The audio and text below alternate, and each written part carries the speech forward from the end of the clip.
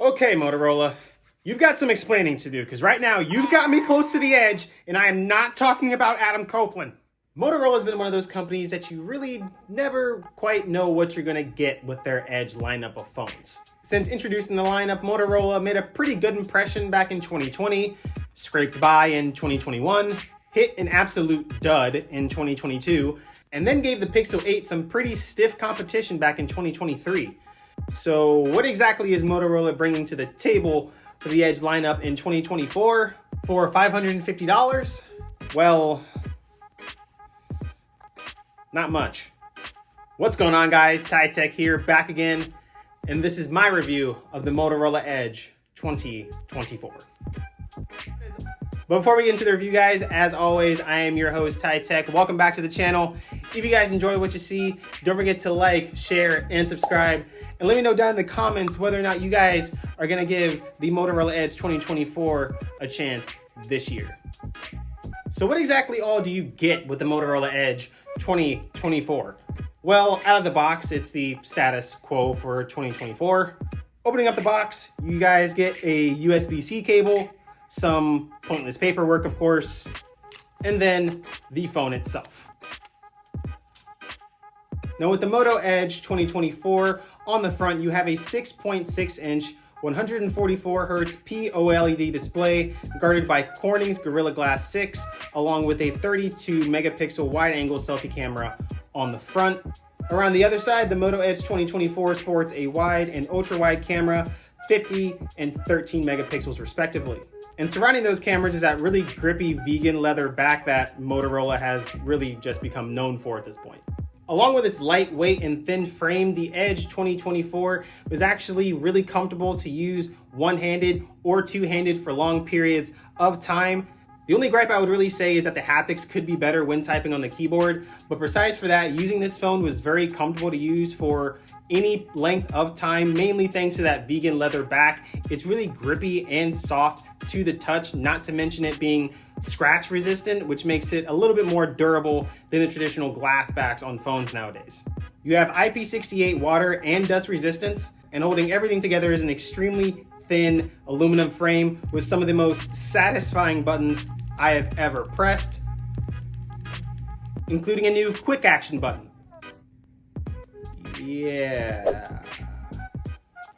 And on the inside, the Moto Edge 2024 is powered by a Snapdragon 7S Gen 2 chip alongside 8 gigabytes of RAM, 256 gigabytes of storage, a massive 5,000 milliamp hour battery, and Android 14 right out of the box. Now, all of that sounds great. I think I've heard of Snapdragon before. Numbers like 256 and 144 sound like very high numbers, and 6.6 inches is a very respectable size. Yes, a completely respectable size. That's until you realize that that's all the same stuff that was on the Moto Edge last year. The same display, the same memory and storage options, even the cameras are all the same. I'll get back to the cameras in 1 second, but the display being the same isn't necessarily a bad thing. This display is very, very bright and visible in direct sunlight. Colors are very poppy.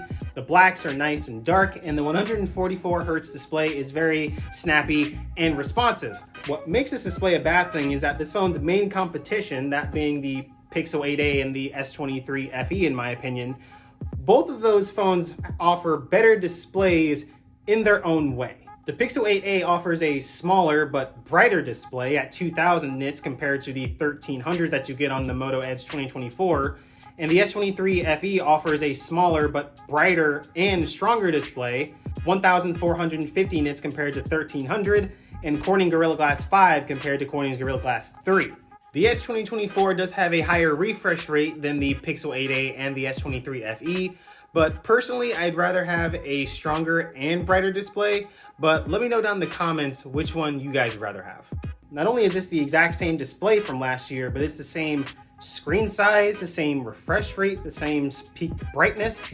Also, I can't be the only one asking this, but why are we still doing curved panels in 2024? Like the Moto G Power and the Moto G 2024 from this year both went to flat panels, so why is this still a curved panel? This is not a bad display, don't get me wrong, it's a great display. I just don't feel like paying for the same display as last year. If I wanted to do that, I would just get an iPhone.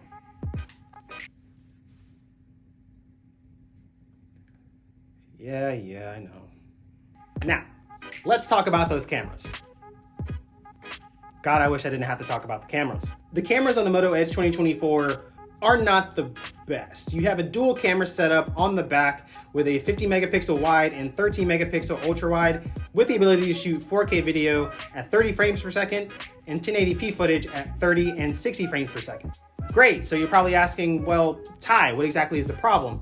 Well, these are the exact same cameras that were on last year's Moto Edge. And they weren't very good back then either. If you want to take a photo and then just look at it, sure, it looks fine, but the moment you zoom in, all of the detail is gone.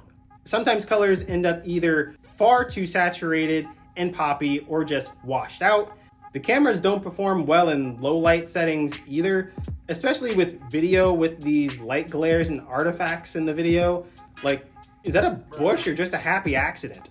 The selfie camera is 32 megapixels and performs okay, but still the detail is not there at all once you zoom in. The tone of my face here is all washed out. And look at the background. The dynamic range is all off. The brightness looks like it's cranked up to 11, and I promise you the leaves were not that bright on the day that I took this photo. It's also not helped by the fact that when you change between the different focal lengths, it is absolutely choppy as hell. So if you have $550 burning a hole in your pocket and you want good cameras, go with the Pixel 8a. Genuinely. Okay. God.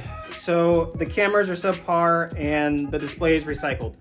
Okay, what else about this phone can save the day here? The battery. Right, let's talk about the battery, because the battery is actually very, very good on this phone. Thank God. The battery on the Moto Edge 2024 is actually a huge ray of sunshine, because with its 5,000 milliamp hour battery, this phone is an absolute battery champ. The Moto Edge 2024 is capable of 68 watt wire charging and 15 watt wireless charging. You'd still need to shell out $60 to get those wired charging speeds, so 20 watt wired charging then. But whether or not you go with wired or wireless charging, you can be rest assured that the Moto Edge 2024 will get you through at least a day to a day and a half of battery life without having to worry about having to charge this phone. So that was actually a really, really good thing about the Moto Edge 2024 for me. And believe it or not, that's actually not where the sunlight ends for this phone, because right out of the box, the Moto Edge 2024 is running Android 14 with the Snapdragon 7S Gen 2 chip powering it. And it actually powers it fairly well. Motorola uses a fairly light skin over top of Android, which leaves you with a fairly clean version of Android 14 with features like lock screen customization and more features to add more privacy for users, and some of those classic Moto features like flick of the wrist to open up the camera and chop to open up your flashlight. Even small things like being able to change the individual volumes for apps that you're using is pretty convenient as well. And the Snapdragon 7S Gen 2 chip made the Motorola Edge 2024 efficient enough to navigate apps and swipe through web pages smoothly with little to slight lag every now and again. But even playing games like Asphalt 9 played very well, although after about 20 minutes, the Edge did start to get a little bit hot. Call quality was also very good on the Moto Edge 2024, with people reporting that I sounded crisp and clear whether or not I was on speakerphone, but that will vary depending on your carrier and your location.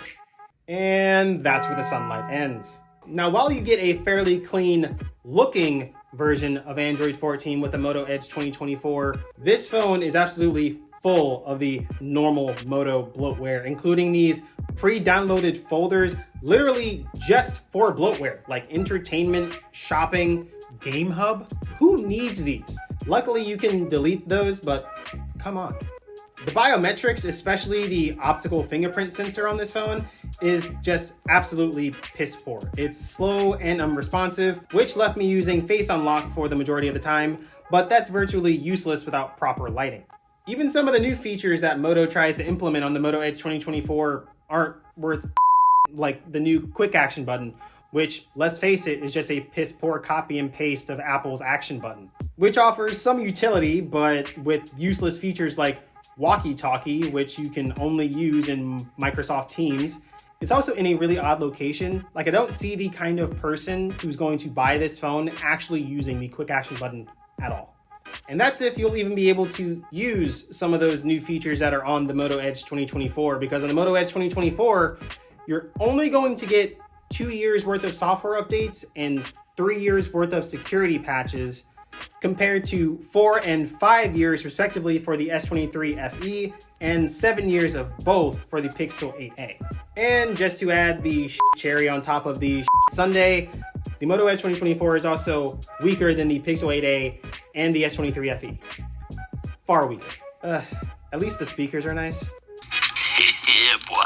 By the way, comment down below if you guys are as anal. In my opinion, the Moto Edge 2024 is by far the least value for money smartphone that there is going to be this year, especially if you don't want to pay $550 for this phone, which is honestly $600 after tax. To get it any cheaper, you'd have to be a T-Mobile customer in order to get it at $300. So answer this question for me, Moto. Whose face are you slapping here? Your own or the customer? Because you must be slapping the customer in the face to think that anyone would be dumb enough to actually switch to T-Mobile to buy this phone for $300 when there are far better options that people can get on better promotions, or they would have to actually buy this phone from you guys or like some other third party like Best Buy or Amazon for $550. Absolutely not. Absolutely not. Final grade for this phone, D-. I mean, at least it powers on and you can make phone calls and send text messages, but if you're going to spend $550, the Pixel 8a and the S23 FE both have better processors, better cameras, better batteries, better software, and software support, and they're both within $50 of the Moto Edge 2024 in either direction. Like I said before, I can't recommend this phone to anybody, but of course the choice is yours. So if any of you guys would like to try out the Moto Edge 2024 for yourselves, I will leave some shopping links in the description below. Like I said before, you guys can pick up the Moto Edge 2024 directly from Motorola or a third party. It'll be around $550, $600 after tax. Or if you're a T-Mobile customer, you guys can pick up this phone for $300 or for free on a promotion. But guys, this has been my review of the Moto Edge 2024. If you guys enjoyed the video, of course, don't forget to like, share, and subscribe. And I will see you guys on the next one. Later. What's going on, guys? Ty Tech here. Thank you guys for watching. If you enjoyed the video and like what you see, check out some of my other videos that should be floating around the screen right now. Thank you guys for watching. I'll catch you guys in the next one. Later.